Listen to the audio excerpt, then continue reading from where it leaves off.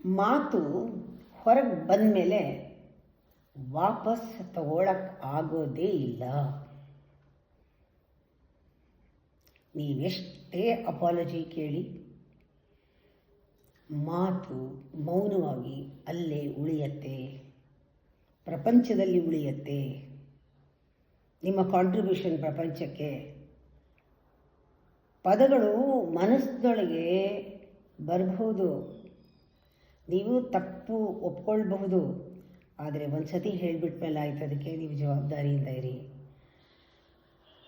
ಮಾತಾಡೋಕ್ಕೆ ಮುಂಚೆ ಜಾಗರೂಕರಾಗಿರಿ. ಈ ವೈಬ್ರೇಷನ್ಸು ಪ್ರಪಂಚದಲ್ಲಿ ಮಾತ್ರ ವಾತಾವರಣ ಹಾಳು ಮಾಡೋದಲ್ಲ, ನಿಮ್ಮನೆ ವೈಬ್ಸು ಕೂಡ ಹಾಳಾಗತ್ತಲ್ವ. ನೀವಿರೋ ಜಾಗ, ಸುತ್ತ ಇರೋ ಜನಗಳ ಮೇಲೆ ಪ್ರಭಾವ ಬೀರಲ್ವಾ? ಎಷ್ಟು ಜವಾಬ್ದಾರಿ ನಮಗೆ.